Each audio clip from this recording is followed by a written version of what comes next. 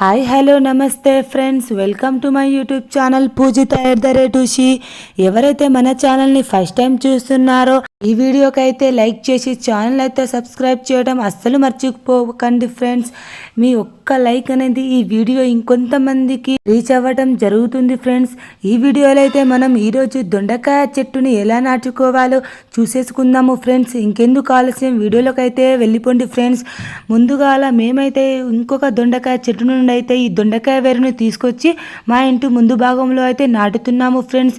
మీరు కూడా మీ సరౌండింగ్స్లో ఎక్కడైనా దొండకాయ చెట్టు ఉంటే అక్కడి నుంచి వేరుని తీసుకొచ్చి మీరు కూడా చాలా ఈజీగా మేము చూపించే ప్రాసెస్లో ఈ దొండకాయ చెట్టును అయితే నాటుకోవచ్చు ఫ్రెండ్స్. ముందుగా మేమైతే భూమిని మంచిగా తవ్వేసి అందులో ఎర్రమట్టి అయితే వేసుకున్నాము ఫ్రెండ్స్. చూస్తున్నారు కదా ఫ్రెండ్స్, మేము ఏ విధంగా చేస్తున్నామో మీరు కూడా అదే విధంగా యాస్టీస్ చేసుకోండి ఫ్రెండ్స్. ఎర్రమట్టిని వేయడం వలన చెట్టు అనేది చాలా తొందరగా స్పీడ్గా గ్రోత్ అనేది పెరుగుతుంది ఫ్రెండ్స్. అండ్ ఆ తర్వాత మేము తీసుకొచ్చిన ఈ దొండకాయ వేరునైతే అందులో నాటుతున్నాము ఫ్రెండ్స్.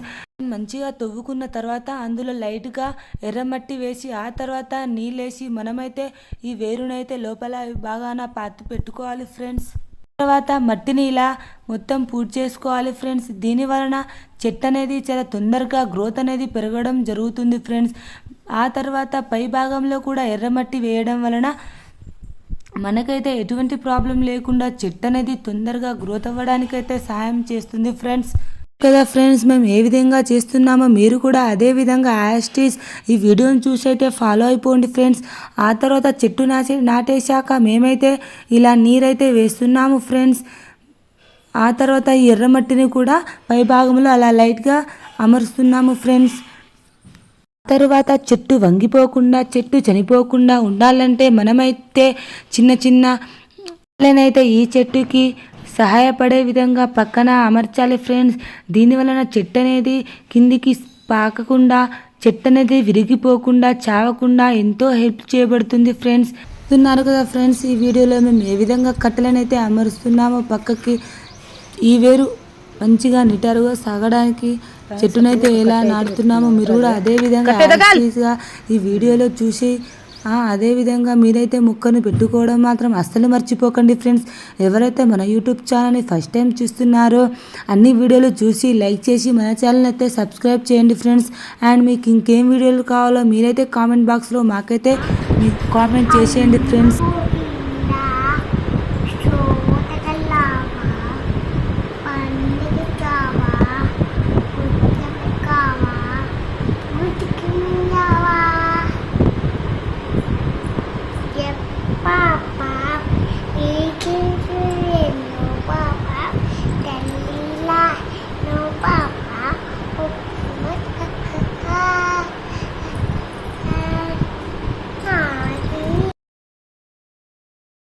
చూశారు కదా ఫ్రెండ్స్, మా చిన్నారి తల్లి ఎలా పోయమ్స్ చెప్పిందో.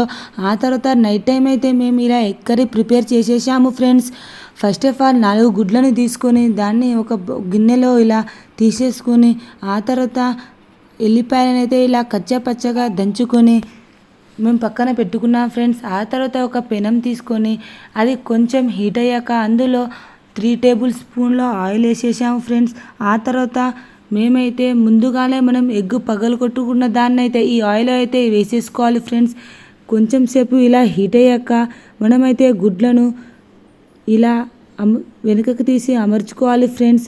చూస్తున్నారు కదా ఫ్రెండ్స్, మేము ఏ విధంగా అయితే చేస్తున్నామో ఎగ్ పొడి మీరు కూడా ఖాళీ టైంలో ఇదైతే ప్రిపేర్ చేసుకోండి ఫ్రెండ్స్. ఆ తర్వాత ఈ ఎగ్నైతే మంచిగా కలుపుతున్నాము ఫ్రెండ్స్. ఇలా కలపటం వల్ల ఎగ్ అనేది మొత్తం స్పిల్ట్గా పడిపోకుండా పగలకుండా నీట్గా మనమైతే ఇలా గంటతోటి కప్పుకుంటూ ఎగ్ ఫ్రై పొడినైతే చేసుకోవచ్చు ఫ్రెండ్స్. నా యూట్యూబ్ ఛానల్లో మనమైతే చాలా egg curries different egg curries and egg fries అయితే చేసేసాము ఫ్రెండ్స్. ఒక్కసారి మీరు అయితే వీడియోలోకి వెళ్ళి చూసేయండి ఫ్రెండ్స్. ఇలా పొడిగా ఉన్నదాన్ని మనం పక్కన ఒక ప్లేట్లో తీసుకొని ఆ తర్వాత ఇదే పెనంలో అయితే మనము లైట్గా ఆనియన్ అయితే వేసుకొని వాటిని కలుపుకోవాలి ఫ్రెండ్స్. ఇవి కొంచెం మరిగాక వాటిని కలుపుకుంటూ కింది భాగం అనేది మాడిపోకుండా మనం లైట్గా కలుపుతూ ఉండాలి ఫ్రెండ్స్. ఇలా కలపడం వలన ఆనియన్స్ అనేది చాలా మంచిగా టేస్టీగా అయిపోతుంది ఫ్రెండ్స్. ఇలా లైట్ బ్రౌన్ కలర్లో వచ్చాక అందులో అయితే 2 టేబుల్ స్పూన్ సాల్ట్ అయితే వేసుకోవాలి ఫ్రెండ్స్. వేసుకున్న తర్వాత ఇలా కలుపుకోవాలి ఫ్రెండ్స్. మీరైతే ఈ వీడియో నచ్చినట్లయితే ఈ వీడియోకి లైక్ చేయడం అస్సలు మర్చిపోకండి ఫ్రెండ్స్. అండ్ మన ఛానల్ని ఎవరైతే ఫస్ట్ టైం చూస్తున్నారో సబ్స్క్రైబ్ చేసుకోండి ఫ్రెండ్స్. మీకు ఇంకా ఎలాంటి రెసిపీస్ కావాలో అవన్నీ నా యూట్యూబ్ ఛానల్ అయితే ఉన్నాయి ఫ్రెండ్స్. ఒకసారి గో అండ్ చెక్అవుట్. ఆ తర్వాత ఇందులో లైట్గా పసుపు కారం వేసేసాము ఫ్రెండ్స్. ఆ తర్వాత మనం ముందు భాగంలో తీసుకొని పెట్టుకున్న ఎగ్స్ని అయితే ఇందులో పెట్టేసుకున్నాం ఫ్రెండ్స్. వీటన్నిటిని ఒకసారి కలిపేశాక మనమైతే నీట్గా కలిపేసుకోవాలి ఫ్రెండ్స్.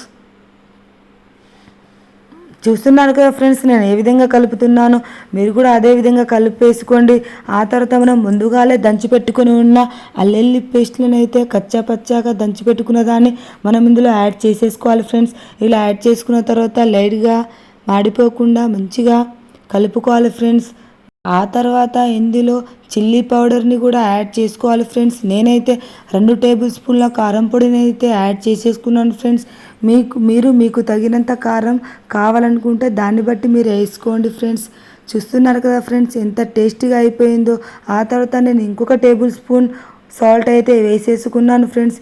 ఇలా వేసుకున్న తర్వాత కింది భాగం అనేది మాడిపోకుండా కర్రీ అనేది టేస్టీగా రావాలనుకుంటే కర్రీని ఎంత బాగా కలిపితే కర్రీ అనేది ఎంత బాగా టేస్టీగా అనేది పర్ఫెక్ట్గా అనేది వస్తుంది ఫ్రెండ్స్. ఒక కర్రీ అనేది టేస్టీగా పర్ఫెక్ట్గా రుచిగా రావాలనుకుంటే మనమైతే ఎక్కువ భాగం కర్రీని కలుపుకుంటూ ఉండాలి ఫ్రెండ్స్. ఇలా కలుపుకుంటూ ఉండడం వలన కర్రీ అనేది కింది భాగం అనేది మాడిపోకుండా మనకైతే చాలా పర్ఫెక్ట్గా వచ్చేస్తుంది ఫ్రెండ్స్. చూశారు కదా ఫ్రెండ్స్ ఎంత పర్ఫెక్ట్గా వచ్చిందో. అయితే లైక్ చేయడం అస్సలు మర్చిపోకండి.